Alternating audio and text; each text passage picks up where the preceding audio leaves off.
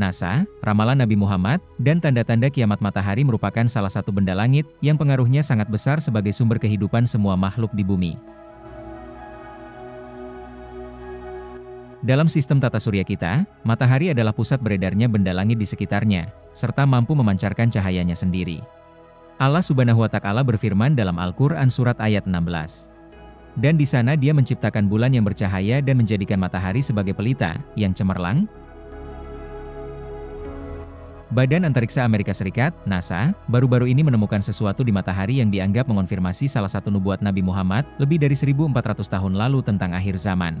Dan Anda akan menyadari bahwa ini hanyalah satu dari sekian banyak bukti bahwa Al-Quran benar-benar adalah firman Tuhan, dan Islam adalah jalan yang benar. Faktanya, sepanjang sejarah, banyak ramalan Nabi Muhammad tentang akhir zaman telah terbukti terjadi di hadapan kita.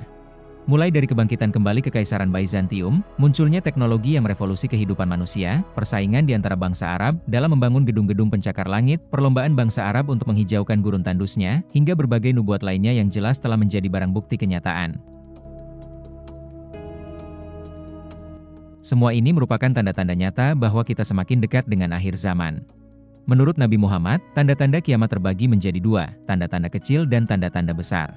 Tanda-tanda kecil jumlahnya sangat banyak dan terjadi jauh sebelum hari kiamat tiba. Di antara tanda-tanda ini, sebagian sudah terjadi dan berlalu, sebagian masih terus berulang, dan sebagian lainnya belum muncul namun akan datang di masa depan. Adapun tanda-tanda kiamat besar, ini adalah peristiwa-peristiwa luar biasa yang akan terjadi menjelang hari kiamat. Salah satu yang paling menonjol adalah kembalinya Isa bin Maryam, Jesus Christ, ke bumi. Menurut kitab suci Islam, ketika Isa bin Maryam turun ke bumi, itu akan menjadi pertanda bahwa hari kiamat sudah sangat dekat. Ketika tanda-tanda besar mulai terjadi, mereka akan datang begitu cepat, satu demi satu, hingga manusia sulit memahami apa yang sedang terjadi.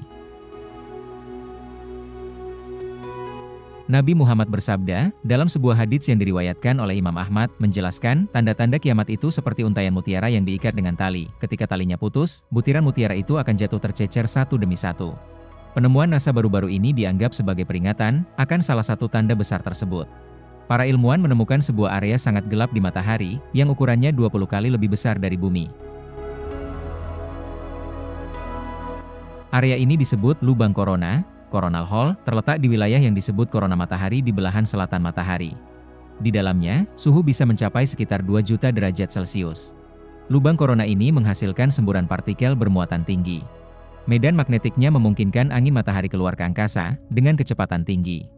Hal ini menyebabkan penurunan suhu dan kepadatan plasma di area lubang tersebut yang berdampak pada cuaca luar angkasa dan dapat memicu badai geomagnetik parah di bumi, terutama bila disertai konfigurasi magnetik tertentu. Walau NASA belum menetapkan pengaruh lubang korona terhadap suhu matahari secara keseluruhan, banyak pengamat mengatakan bahwa jika lubang-lubang korona semakin sering muncul, hal itu bisa menyebabkan penurunan signifikan pada suhu matahari. Saat itulah, matahari bisa kehilangan cahaya, matahari akan mati, dan bumi akan diliputi kegelapan. Fenomena ini dengan jelas disebutkan dalam Al-Quran, di mana Allah berfirman, apabila matahari digulung, dan apabila bintang-bintang berjatuhan, Al-Quran Surat At-Takwir, ayat 1-2. Dari ayat ini, kita percaya bahwa suatu hari nanti, matahari akan padam dan bintang-bintang malam juga akan kehilangan sinarnya. Ini akan menjadi salah satu tanda besar terakhir sebelum hari kiamat. Menurut laporan NASA, lubang korona memang kerap memicu geomagnetic storm yang berdampak pada satelit, jaringan listrik, dan komunikasi di bumi. Studi dari Harvard-Smithsonian Center for Astrophysics menunjukkan bahwa perubahan suhu matahari berpotensi memengaruhi iklim global dalam jangka panjang, meskipun skalanya dan retensinya masih dalam pengkajian. Fenomena padamnya cahaya matahari atau matahari digulung dapat dikaitkan dengan solar minimum ekstrim, yaitu periode ketika aktivitas matahari sangat rendah secara global, yang dicatat pernah terjadi dalam sejarah seperti saat Maunder minimum di tahun 1645 dan 1715.